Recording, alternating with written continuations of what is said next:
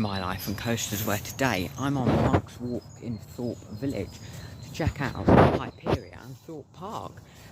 Yeah, so in this video I'm going to be walking down towards the Hyperia construction site, having a look around there, but also I'm going to show some other Thorpe Park updates along the way. Yeah, last time I went to Monk's Walk, we parked in Chertsey, which it's sort of on the other side of Monk's Walk, but there's not much to see other than Hyperia when you do that.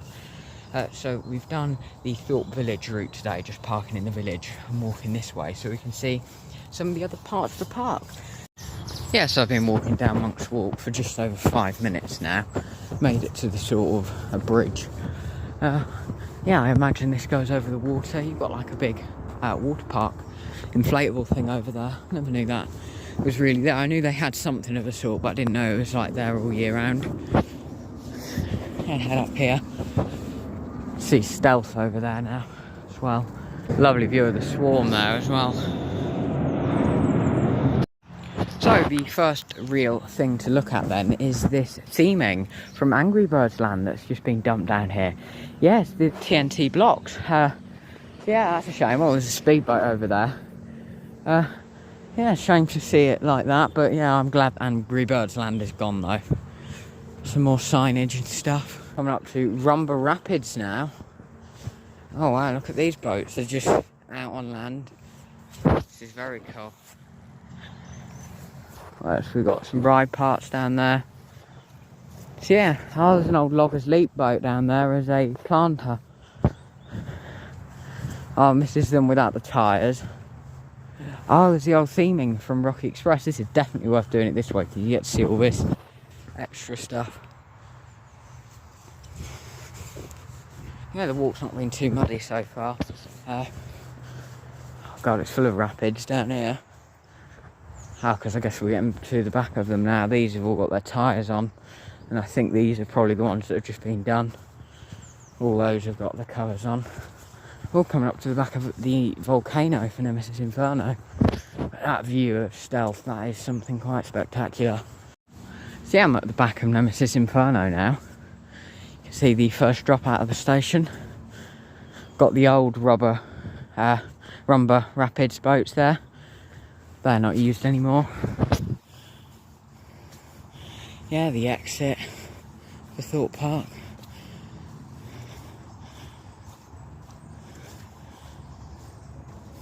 There you go, there's the gate that opens when the train exits the station.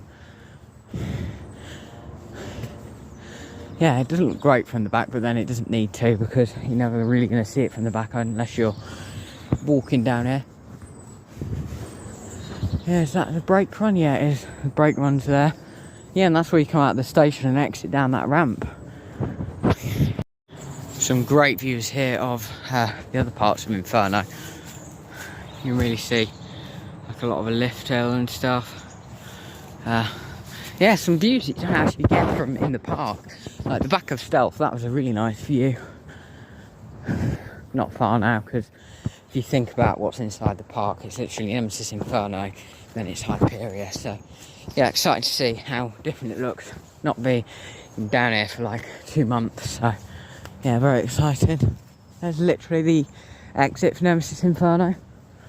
So yeah, just down at the back of Hyperia construction site, and I can see the Mack Rides car. German number plates on there. That's awesome.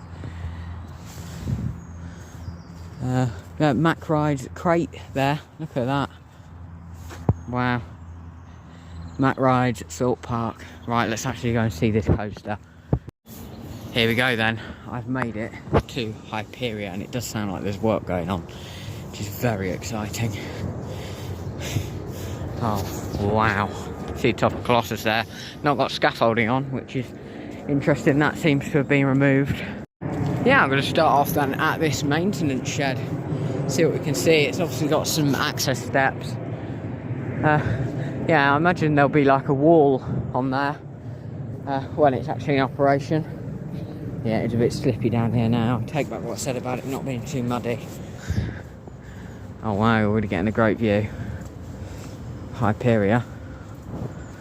Oh my god, look at the view you get from here of Hyperia. It is massive. So I've just walked a lot further down to Hyperia, and oh my god, I've just seen the dive loop and Immelman. They're so much bigger in person. With that sort of upside down outer bank at the back, it didn't look bigger in person when I saw it for the first time, but this non-inverting Immelman and a dive loop looks insane. Like, that is going to be so scary to ride, but you're going to be upside down for ages on that dive loop. I mean, wow. Just look at all the complex supports. The Immelman, it's a bit weird. It's not like your normal Immelman where it is upside down for a bit. It is quite sort of almost just like a standard drop and turn. Just look at that really complicated support structure though that Mac Rides do. Like, I thought some of the stuff on Rides Happiness was awesome, but yeah, some of the stuff on Hyperia is even cooler. Look at this. You've got the brake run. Yeah, that dive loop. The first drop you can see over there, that's a lot more done since what I've seen on videos. You can see just there, that's the twisted first drop. That's cool. Yeah, so down the sort of far end of the site, there's not much to see down here because last time I was here all this was in, but you can see that massive element again. If I show you that, yeah, I don't know if that counts an inversion. Yeah, it does, I think.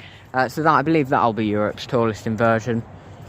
If anyone wondering about the layout, you see the station down there, you'll sort of make that slow curve that I'll show you in a minute out of there, up the lift hill and down that twisted drop.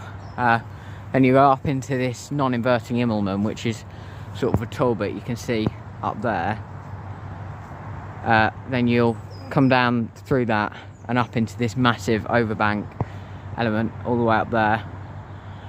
You'll twist upside down into this dive loop all the way over there, go into the splashdown, into that outer bank, into the brake run, and that will be Hyperia. I mean, it's very, very exciting though. Like, just to think the next time I'm here, the lift hill's most likely going to be completed and it's possibly going to be running around the track. I'm really excited to find out how quick it's going to run.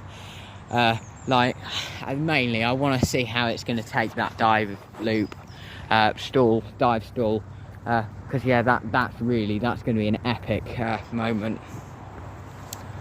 Yeah, I can't wait to see this drop completed though. Like, just to think how much taller it's going to be on that drop with the lift hill. And bearing in mind, this lift hill is going to have to be really, really steep because it's only starting over by that black building there. It's got to get all the way up there and start dropping down. It's going to be an extremely steep lift hill. You're really going to feel like you're right on your back. But at least this ride has got lap bars, which is going to make that hang time really, really epic. I definitely think, yeah, I can see this getting like 4 or 5 hour queues. I reckon 5 hours plus. Just in the opening year, not even opening day. And that's if it doesn't have a virtual queue, which I'm confident it will have a virtual queue. Yeah, the epic things to see are that dive loop and Immelman. Alright, I'm going to walk down to see the outer bank at the station. They're working on the maintenance bay at the minute. So yeah, this is the back of the station then. I don't know if this is going to get like a gold trim. I think it looks okay. Nicely enough presented from the back. Well, you're not going to see that from inside the park. That won't be an exit. That'll just be an exit in the event of a fire. Yeah, if I stand on this log, get a view. And they're working on putting the trim on the outside of the maintenance bay at the minute. Which is good to see. So the active construction is happening. I mean, track's construction's not happening, and I think track won't go in on Saturdays. Possibly it's like maybe it costs more to get the mobile crane in or something. So yeah, I do reckon it's more just stuff like landscaping and that will happen on Saturdays. I mean, I don't know if anything happens on Sundays. Yeah, they've got the shutter down, the gold shutter, which is awesome.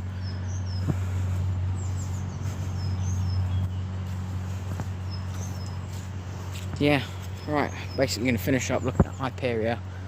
We're looking at that epic overbank there and the maintenance bay out of the station. Right, I'm going to start heading back towards the car. So that is where I'm going to start to wrap up this construction update and just talk about what I've seen, really. Yeah, I think it's really cool. There isn't loads to see since I was last here. Really, it's only the outer bank out of the station, the first drop and the tops of the inversions and the Immelman.